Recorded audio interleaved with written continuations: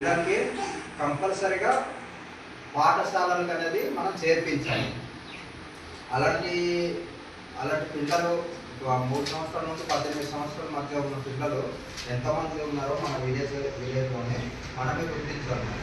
అంటే మీరు గ్రామంలో మీకు తెలుస్తుంది, మాకు తెలియదు కదా. ఎవరైతే కొందరు స్కూల్ మానేసి ఉంటారో అలాంటి వాళ్ళకి మాకు తెలియదు, మీకు తెలుస్తుంది. కాబట్టి అలాగా మీ ఊరు నుండి అంటే ఊరు మొత్తం వచ్చి ఉంటే మనము కంపెనీ పెట్టుకోవడానికి ఏదో ఆస్కారం ఉండేది.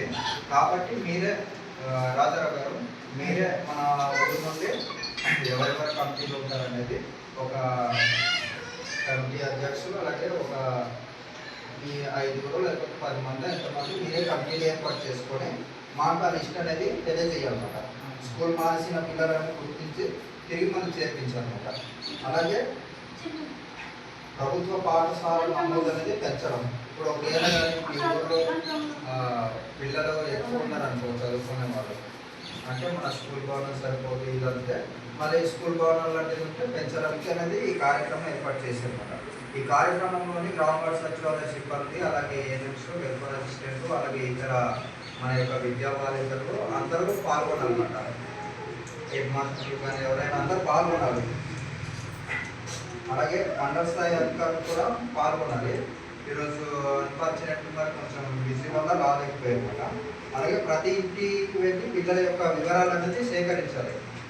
ఇప్పుడు ఎవరైతే మనం కంపెనీలు పెట్టుకుంటామో వాళ్ళ చేత కానీ, లేకపోతే మన యొక్క మీకు వార్డ్ మెంబర్లు కానీ, అదే వార్డ్ మెంబర్లు ఇప్పుడు ప్రెజెంట్లో లేకపోయినా అట్లీస్ట్ మీ ఊళ్ళో ఉండే కొంచెం పెద్ద మనుషులు ఉంటారు కదా, అలాంటి వాళ్ళందరూ కొంచెం మాట్లాడుకొని 3-18 సంవత్సరాల పిల్లలకి అనేది ఈ స్కూల్లో చేర్పించడం, అలాగే డ్రాప్ అవుట్ అనేది తగ్గించనమాట. ఇప్పుడు కొంతమంది ఉంటారు స్కూల్ మానేసి ఇంట్లో ఉండిపోతారు. అలాంటి వాళ్ళు గుర్తించి స్కూల్కి చేర్పించేటట్టు మనం చేయాలన్నమాట.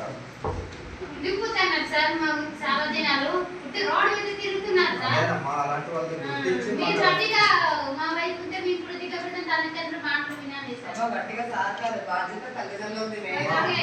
బాధ్యత తల్లిదండ్రులు తీసుకోవాలి, గ్రామాలకు తీసుకోవాలి. అలాంటి వాళ్ళ పేరు, వాళ్ళ వివరాలు మొత్తం రాసి వాళ్ళ ఆధార్ కార్డు నెంబర్తో సహా రాసిస్తే మేము పై అధికారికి తెలియజేస్తాం. ఇలా ఉండిపోయారు, అసలు కారణం ఏంటి, దానిపై తగు చర్యలు తీసుకుంటారన్నమాట అధికారులు, పై అధికారులు. వాళ్ళ యొక్క ఎందుకు వాళ్ళు ఉండిపోతున్నారు, అసలు ఏమి ఉండాలనేది.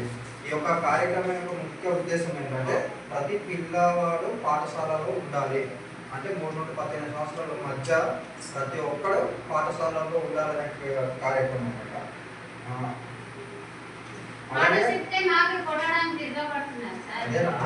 అలాంటిదే మీరు డీటెయిల్స్ ఇవ్వాలి. ముందు డీటెయిల్స్ ఇచ్చిన తర్వాత మనం ఏదైనా చేసుకోవడానికి ఈ కార్యక్రమం ద్వారా మేము జస్ట్ తెలియజేస్తాము.